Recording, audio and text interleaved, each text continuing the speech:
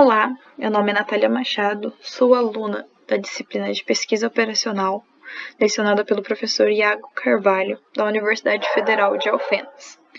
Nesse vídeo, iremos falar sobre heurísticas e meta-heurísticas com foco em busca local. Um roteiro para essa apresentação é, primeira definição e falar um pouco sobre o conceito de otimização, posteriormente sobre heurísticas e meta-heurísticas, colocar quais são os conceitos básicos e o que eles significam, falar sobre a busca local e, por último, as aplicações em si, os algoritmos. Falando sobre o conceito de otimização, os problemas de otimização eles são recorrentes no meio científico, bem como na indústria, seja na produção ou seja na prestação de serviço. A busca por otimização está presente em diversas áreas do conhecimento, como física, química, biologia, matemática, ciências de formas gerais, economia e engenharias também, entre muitas outras. Sempre há situações em que é necessário encontrar o melhor valor possível dentro de um conjunto de soluções. Então, sempre existe situações em que é necessário encontrar o máximo e mínimo de funções em um domínio determinado. E sempre que possível, devemos resolver esses problemas de otimização de forma exata, isto é, encontrar um ótimo global. Para fazer essa resolução através de um método exato, o primeiro passo é escrever matematicamente esse problema, aplicar um solver e que ele vai te dar um retorno. E assim é possível você analisar a viabilidade da resolução através de um método exato. Entretanto, nem todos os problemas podem ser resolvidos dessa forma, pois os métodos exatos muitas vezes não conseguem responder em tempo hábil alguns problemas, algumas categorias de problemas, algumas situações do mundo real. Ou o custo para resolver esse problema é muito alto, fica meio que inalcançável. E como diz o ditado popular, o ótimo é inimigo do bom. Alcançar o ótimo algumas vezes é quase impossível. Nesses casos, as soluções subótimas são mais do que suficientes.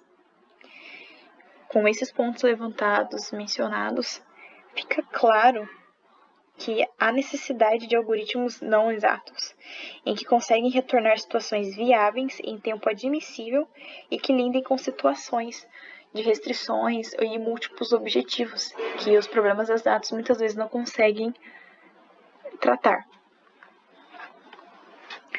Falando um pouco sobre o conceito de heurística. Heurística, de acordo com a definição do Dicionário Priberan da Língua Portuguesa, é a arte de inventar ou descobrir. É um método que pretende levar a inventar, descobrir ou resolver problemas. Em resumo, heurística busca sempre resolver um problema. Heurística vem do grego euriskien, que significa descobrir, e conforme Reeves e Beasley, em 1995, uma heurística é uma técnica de pesquisa, uma técnica que pesquisa boas soluções, ou seja, próximas do ótimo, com um custo computacional razoável, sem estar apta a garantir a otimalidade ou a distância à otimalidade de uma dada solução. O que isso quer dizer? A heurística sempre vai retornar soluções viáveis, soluções possíveis, mas a garantia de que aquela resposta é a melhor de todas, é o ótimo global, não é possível, pois os métodos heurísticos eles são métodos aproximativos ou aproximados, que são métodos não exatos. A heurística ela é uma técnica projetada para resolver problema mais rapidamente, resolver uns problemas de forma mais rápida, quando os métodos clássicos ou os exatos não conseguem resolver ou são muito lentos. E ela também serve para encontrar uma solução aproximada quando esses mesmos métodos não conseguem encontrar uma solução exata. De acordo com Collin, em 2017, no caso ele fez uma analogia entre métodos heurísticos e um problema real do mundo, tá? Uma ótima analogia entre os métodos heurísticos e o problema de localizar empiricamente o ponto mais alto da Terra é a partir de um ponto viável, ou seja, de qualquer lugar na superfície terrestre, em busca de montanhas mais altas. Neste processo, várias montanhas seriam escaladas e suas alturas comparadas. O ponto mais alto iria progressivamente aumentando com as novas descobertas, até que em determinado momento as buscas se dessem por encerradas por algum motivo e o ponto mais alto fosse definido, mesmo sem uma comprovação científica, mesmo que outro ponto mais alto possa ainda estar oculto. A questão, por exemplo, nos métodos heurísticos e metaheurísticos, é comum ter uma quantidade de interações, um número limite de interações, que é o que acontece nesse exemplo aqui de Collin, em que foi definido, por exemplo, um tempo de 2 anos em que determinado cientista iria percorrer o mundo buscando os pontos mais altos. E no final desses 2 anos ele iria dar uma resposta: X ponto é o mais alto da Terra. Entretanto, em 2 anos não é possível percorrer todo o mundo e todos os lugares possíveis. Com isso, pode ser que algum ponto tenha ficado omitido, ele não visitou, e ele pode ser maior do que aquele que ele encontrou até o momento. Essa que é a questão da heurística. Ela dá um resultado ótimo, mas a garantia não existe de que aquele é o ótimo global. Existem algumas técnicas para chegar a essa otimalidade, conseguir não garantir, mas chegar o mais próximo possível do ponto ótimo global. Aqui vou falar sobre as classificações da heurísticas. Primeiro tem a heurística de construção, que seriam os algoritmos gulosos, de método guloso, que são aqueles onde uma ou mais soluções são construídas elemento a elemento, seguindo um critério heurístico de otimização até que se tenha uma solução viável. Ou há também as heurísticas de busca em vizinhança. Aqui tem um erro, tem 2 buscas. Que é o exemplo da busca local, as quais necessariamente partem de uma solução inicial viável, tentando melhorar essa solução através de operações de troca, remoção ou inserção, até que não seja mais possível a melhoria ou algum critério de parada seja satisfeito. Heurísticas sistemáticas, tais como a busca com discrepância limitada ou backtracking controlado, onde a árvore do espaço de soluções é percorrida utilizando critérios de ramificação e corte de árvore. Heurísticas híbridas são a combinação de uma ou mais heurísticas. E, por fim, as metaheurísticas, mas não menos importante, lembre-se disso. Metaheurísticas são heurísticas genéricas, sofisticadas, em que elas podem ser aplicadas a diversos problemas, fazendo poucas mudanças. Esse é o princípio da metaheurística. Falando dela agora mais especificamente, como eu havia dito, é um método para resolver de forma genérica problemas de otimização, conforme Gondelborg e outros em 2016. Uma metaheurística trata-se de uma arquitetura geral de regras que, formada a partir de um tema em comum, pode servir de base para o projeto de uma ampla gama de heurísticas computacionais. Pode ser aplicado a uma imensidade de problemas diferentes, fazendo poucos ajustes. Uma metaheurística é um algoritmo modular que pode ser aplicado em diferentes problemas de otimização, com poucas modificações a serem realizadas na adaptação do problema específico. Em resumo, uma metaheurística pode ser vista como uma estrutura algorítmica geral que pode ser aplicada a diferentes problemas de otimização, com relativamente poucas modificações que possam adaptá-la a um problema específico. As heurísticas têm 2 classificações. Elas podem ser algoritmos de busca de vizinhança, que é o foco deste trabalho, que são algoritmos que trabalham com uma única solução e investigam sua vizinhança por meio de mecanismo de busca local, que temos como exemplo o Simulated Annealing, o Busca Tabu e o GRASP. Algoritmos evolucionários trabalham com população de soluções e, em geral, são bioinspirados. Os exemplos são algoritmos genéticos, colônia de formigas, evolução diferencial, enxame de partículas, algoritmos meméticos.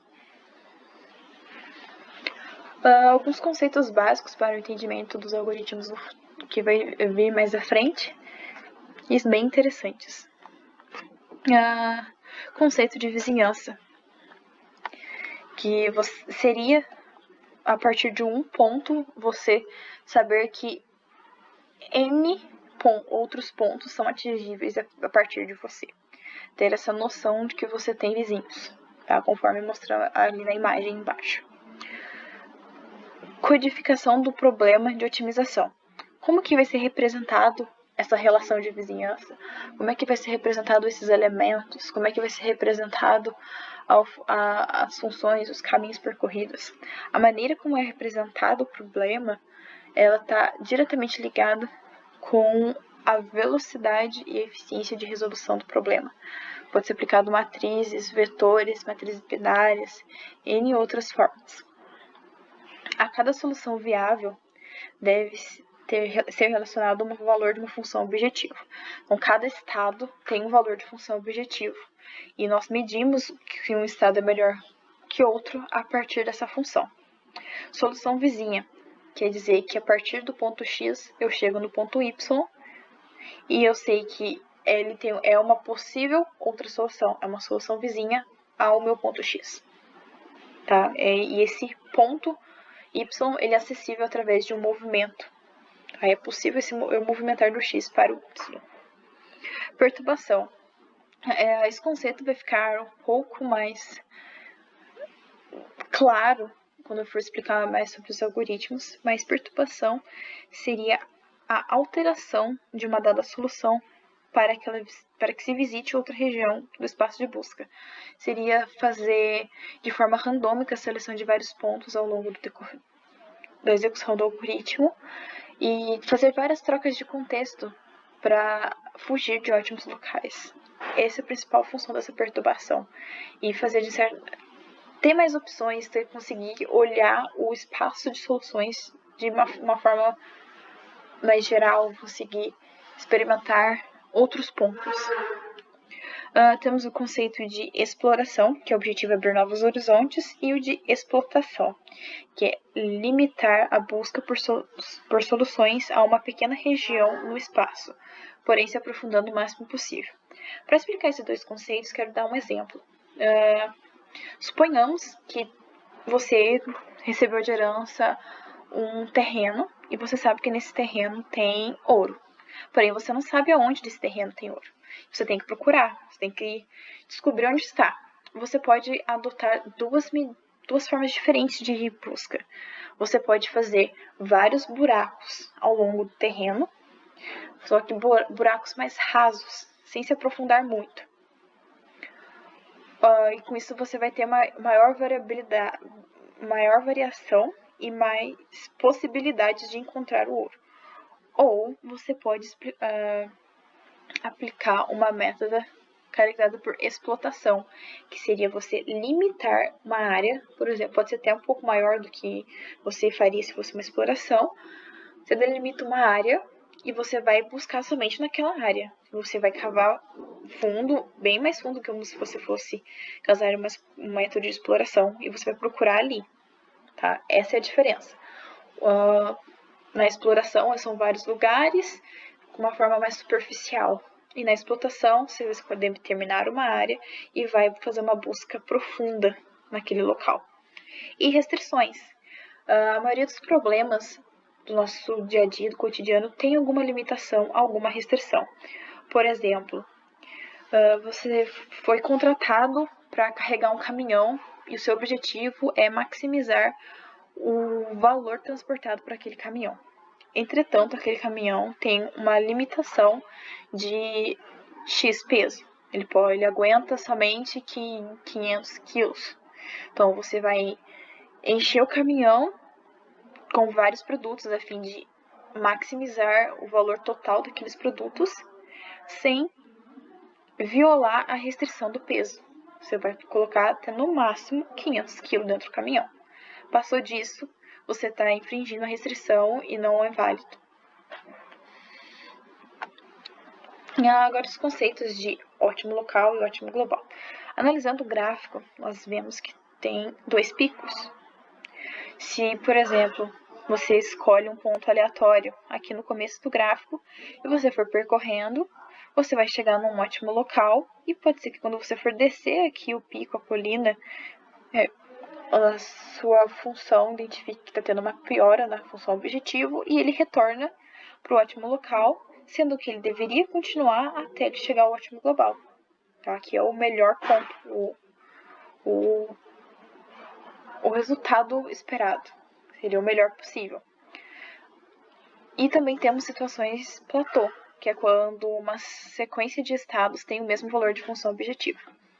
Para evitar esses ótimos locais e sempre buscando pelos ótimo global, os algoritmos têm diversas métricas para evitar essa situação.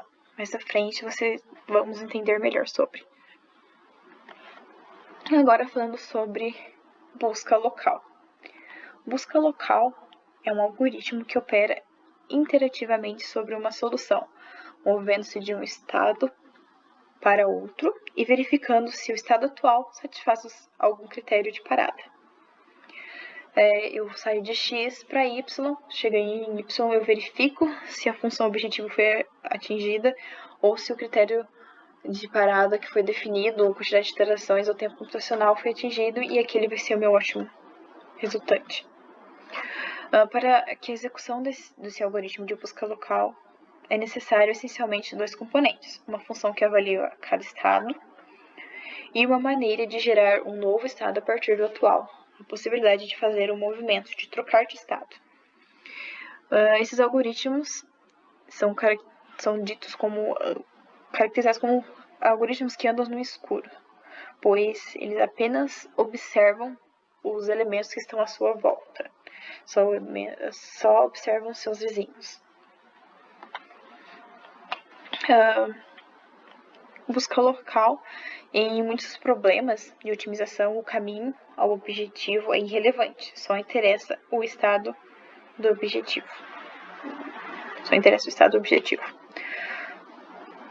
Vantagens em relação às buscas cegas e informada em relação à busca local. Elas usam pouca memória e podem encontrar soluções razoáveis, factíveis, em espaços de estados grandes ou infinitos, e também contínuos, para os quais algoritmos sistemáticos, como os de busca cega e informada, não são adequados. Agora, vamos falar de fato sobre os algoritmos, sobre as aplicações. O primeiro deles será o Simulated Annealing, ou recozimento simulado no português, que é um algoritmo inspirado pela natureza. Ele é uma meta-heurística para otimização que consiste em uma técnica de busca local probabilística. Ele é baseado na simulação do processo de resfriamento de materiais. Por exemplo, na metalúrgica, quando você vai produzir um material de metal, esse material ele tem que ser aquecido a temperaturas altíssimas e deve ser resfriado gradativamente a fim de que as moléculas melhor se acomodem. Tá? Então, é com base nisso que o Simulated Annealing foi desenvolvido. Ele foi proposto por Kirkpatrick e outros em 1983 e por Cerny em 1985. O algoritmo de Simulated Annealing ele utiliza o critério de metrópoles para simular o equilíbrio térmico. Você pode ler um pouco mais sobre isso no trabalho de Arts e Crosscott, de 1989. Ele aceita soluções com piora do valor da função objetivo, com uma probabilidade decrescente ao longo das interações. Isso é feito para ser possível escapar de ótimos locais. Vamos levar em consideração de que essa probabilidade vai decrescendo ao longo das interações, pois ela está vinculada com a temperatura.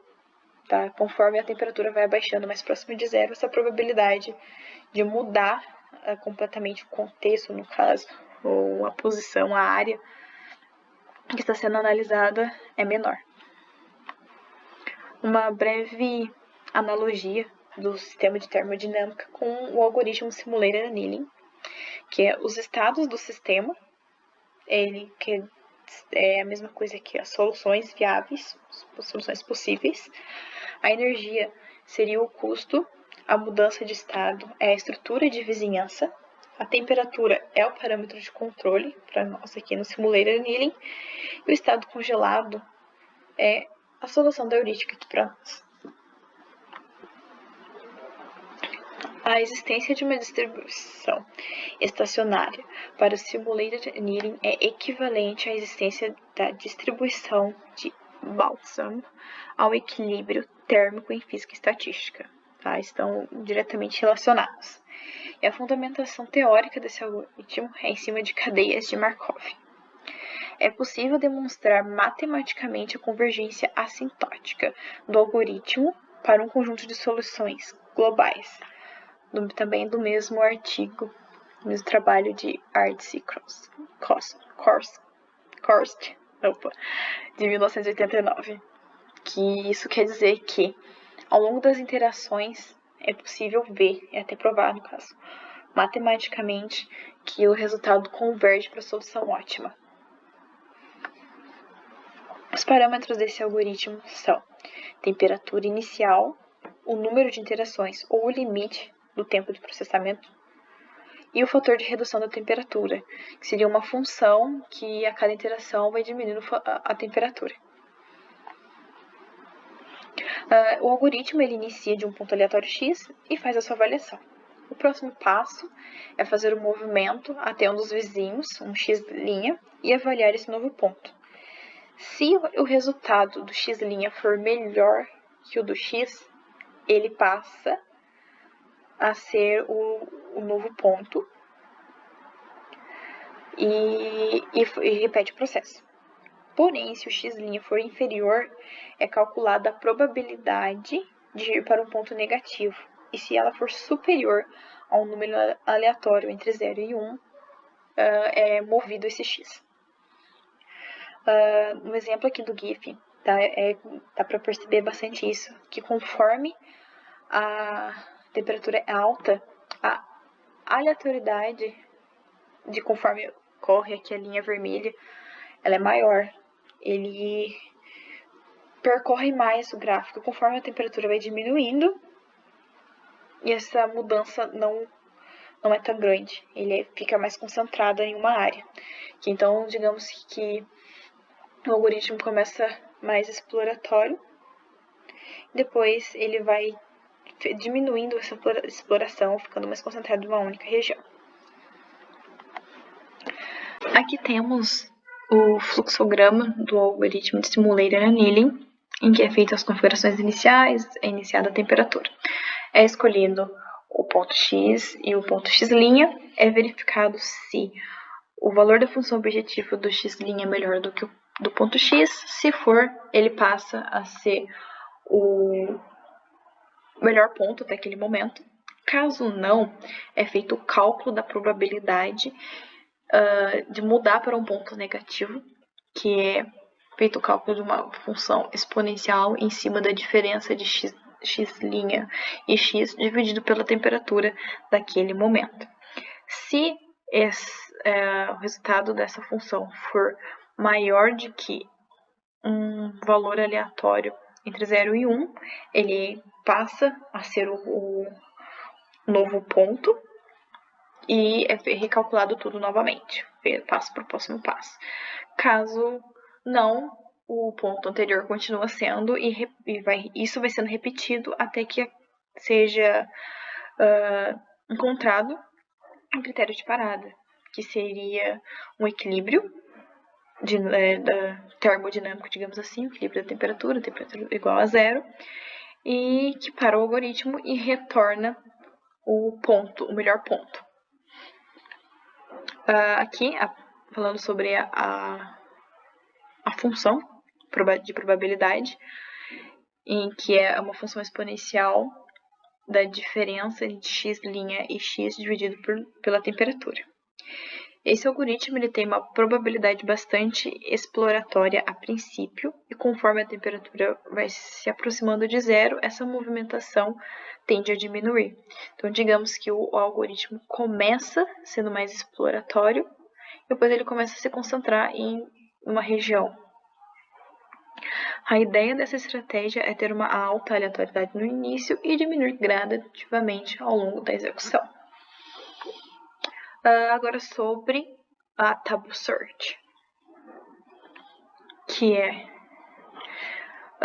uma meta heurística, que seria a busca tabu, ou do inglês Tabu Search, que é uma técnica para guiar uma busca local usando estruturas de memória. Algoritmos com componentes de aleatoriedade, a ocorrência de soluções repetidas pode representar uma grande parcela das soluções visitadas.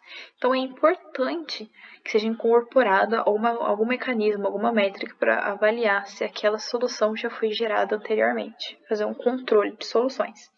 E essa aqui é a proposta da Tabu Search. Ele foi proposto paralelamente por Glover em 1986 e Hansen também em 1986. O conceito tabu significa proibição de uma prática, que seria eu vou proibir que aquele estado seja revisitado, tá? Que aquela solução já passou, já foi verificada e ela foi descartada. Então não tem por que eu voltar nela. Tá, que é a Tabu Search baseia-se essencialmente na concepção de uma lista de movimentos proibidos, tá? Que partindo de uma solução inicial, a busca move-se a cada interação para uma solução vizinha, não aceitando movimentos que levem a soluções já visitadas. Então, você nunca vai revisitar uma solução, dependendo do que está na lista tabu. Tá? Esses movimentos que já foram visitados, eles são armazenados na lista tabu, e o resultado final é esperado que se encontre um ótimo global ou algo muito próximo do global. Um algoritmo de Tabu Search padrão compreende os seguintes componentes básicos, de acordo com Souza 2012, que é o critério de escolha para a próxima solução, a seleção dos atributos de movimento, como é que eu vou selecionar, a memória de curto prazo, para armazenar as regras de proibição, que seria a lista tabu, e o número de interações que um atributo selecionado permanecerá proibido. Por exemplo, eu tenho aquele estado, ele não vai poder ser revisitado em 3 interações, ou em até 5 interações. Então, se passou desse tempo, ele sai da lista tabu. Tá? Porque a lista tabu, no caso, seria uma fila, e conforme vai sendo acrescentado, os primeiros vão saindo.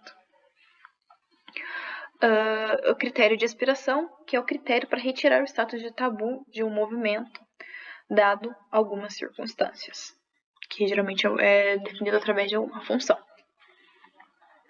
Os parâmetros do Tabu Search são o tamanho da lista tabu, que está atrelado com a quantidade, quantas vezes aquele estado quantas rodadas, quantas interações aquele estado vai estar bloqueado. O critério de aspiração, que seria a função que vai definir se um determinado estado pode sair de uma lista tabu, dado algumas condições. A quantidade de soluções vizinhas avaliadas a cada interação, quantos vizinhos eu vou olhar. E o número máximo de interações ou o número máximo de tempo computacional, limite máximo. E o desempenho do Tabu Search ele é sensível aos seus parâmetros, de modo que estes devem ser ajustados cuidadosamente. Aqui temos novamente um fluxograma agora do Tabu Search, que é feito as primeiras configurações, definido um ponto de partida. A lista tabu ela começa vazia, e a partir desse ponto eu vou olhar os vizinhos de acordo com os que foram definidos, exceto aqueles que estão na lista tabu. Feito isso, eu seleciono o melhor e atualizo a minha solução.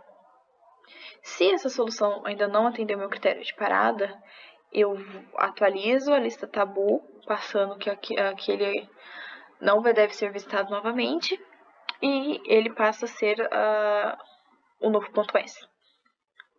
Escolhido um novo ponto S. E isso vai ser repetido até que o número de iterações seja atingido ou o tempo computacional delimitado seja atingido. E é retornado o ponto que melhor atende, que esperamos que seja o ótimo global. Aqui, mais uma vez, sobre o algoritmo, de alguma forma um pouco mais estruturada, um pseudocódigo. Temos como entrada a função objetivo, a função de aspiração, se eu não me engano, o tamanho da lista tabu, o tamanho dos vizinhos e o ponto inicial. Terá iniciado a melhor solução com o ponto inicial, a interação é igual a 0, a melhor interação, que é o que deu o resultado, o melhor resultado no caso, e a tabu iniciado como vazia.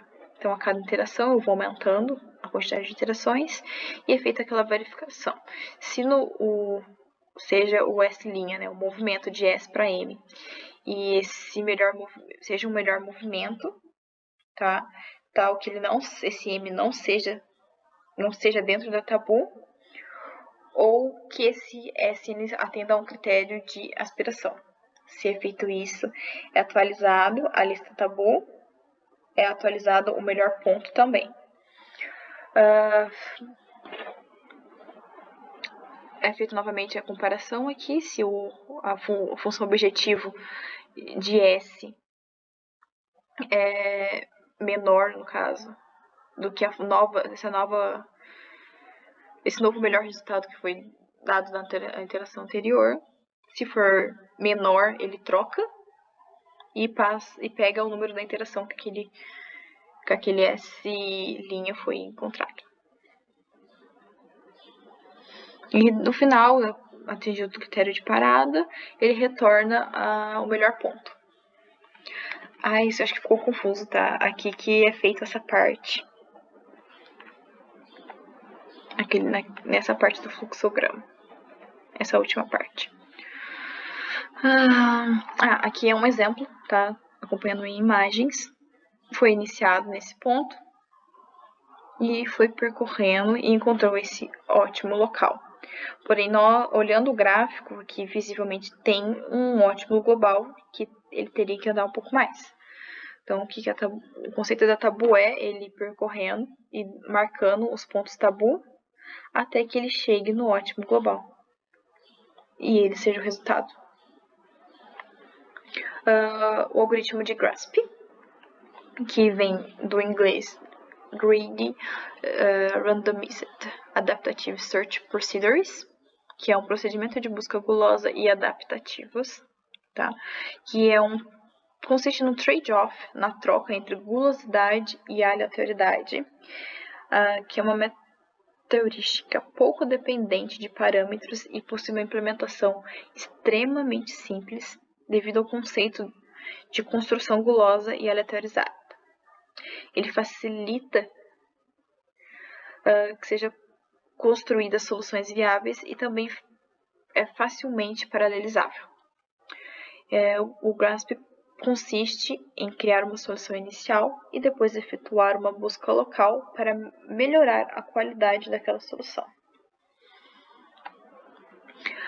Conforme Rezende e Ribeiro, em 2003, o GRASP é uma meta-heurística de multipartida, composta por duas fases, sendo a primeira a construção, a qual o objetivo é gerar uma solução inicial por uma heurística construtiva aleatorizada, e a segunda fase, que é a aplicação da busca local, que prima por efetuar uma busca na vizinhança da solução inicial gerada. Essas duas etapas são repetidas por um número máximo de interações, que é um dos parâmetros da meta-heurística, e no final do processo a melhor solução obtida é retornada. Tá, os parâmetros do GRASP são somente dois, que é o parâmetro alfa, que dita se a busca ela é gulosa ou aleatória. Se o alfa é igual a 0, quer dizer que ela é aleatória. Se igual a 1, ele é gulosa, uma busca gulosa. E o número máximo de interações, ou limite do tempo computacional. E os valores intermediários do parâmetro alfa, que é entre 0 e 1, proporcionam um trade-off entre aleatoriedade e gulosidade. De acordo com as publicações, os melhores valores desse alfa estariam entre 0,75 e 0,95. Então, é aplicado uma função aleatória com esses parâmetros, geralmente, a cada interação, para retornar um valor de alfa. Aqui, um pseudocódigo do GRASP, que é enquanto o i for menor que o número de iterações definida, ele vai fazer a primeira fase, que é a fase de construção. Depois é feita a segunda fase, que é a do algoritmo de melhoria, que é a aplicação da busca local. E ele vai atualizar a melhor solução encontrada de acordo com o resultado das fases. E atualiza a interação e vai repetir isso até o número definido de interações. Agora é o Hill Climb, que ele é um algoritmo clássico para otimização, sendo bastante eficiente na tarefa de encontrar máximos ou mínimos locais.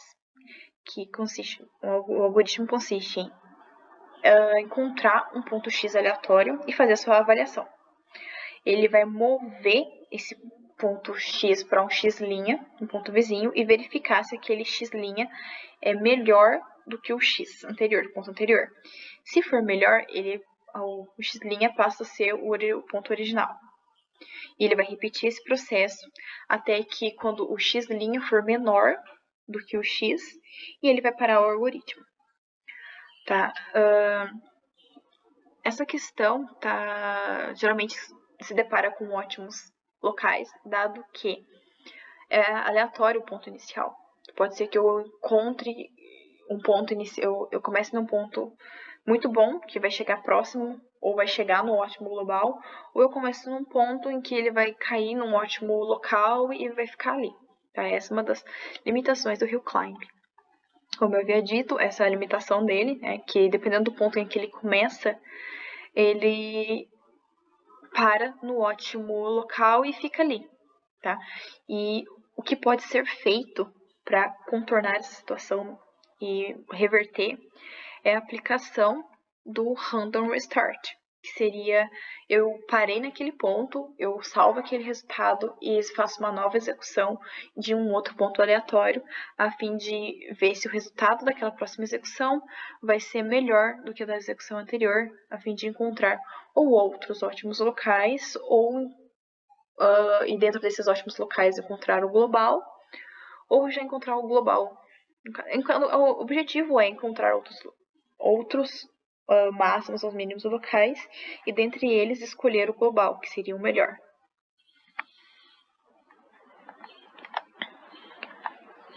Aqui temos o pseudocódigo do algoritmo, que ele começa com as variáveis do x, que é o current, e o x', que é o neighbor, que é o próximo. E ele vai executar isso enquanto o vizinho for melhor do que o anterior, do que o current. No momento em que o vizinho for pior do que o current, que o neighbor for pior do que o current, ele vai parar o algoritmo e vai retornar o máximo ou mínimo local de acordo com a função que foi implementada. E o último aqui que eu trago para nós nessa apresentação é a busca em feixe, que é quando o algoritmo monitora, começa com K estados ao invés de um só, e que são selecionados aleatoriamente. Em cada interação, todos os sucessores desses K estados são gerados seus sucessores. Tá? E se qualquer um dos estados é o objetivo, então para. Se não, seleciona os K melhores da lista e completa e repete o processo. Seleciono mais K estados e vou selecionando sempre os melhores. Aqui temos um gráfico que exemplifica o que eu havia dito. O K aqui é 3, então eu comecei com esses 3 pontos azuis e vi os seus vizinhos, que são os pontinhos amarelos. Com isso, foi identificado esses 3 melhores e eles foram armazenados. E eu vou executar isso de acordo com uma quantidade X de interações que é definido, ou até encontrar o máximo global. Aqui a bibliografia utilizada para o desenvolvimento desse trabalho. Eu posso dizer que uma das principais que eu usei aqui seriam as aulas do professor Bruno Prata, da Universidade Federal do Ceará, que é bem completa. Ele fala sobre as meta-heurísticas, tanto as de busca local quanto as outras dos algoritmos genéticos evolucionários, que é muito interessante, recomendo, caso queiram assistir. E é isso. Qualquer dúvida, eu estou à disposição. Muito obrigada pela atenção e paciência de ter assistido até aqui.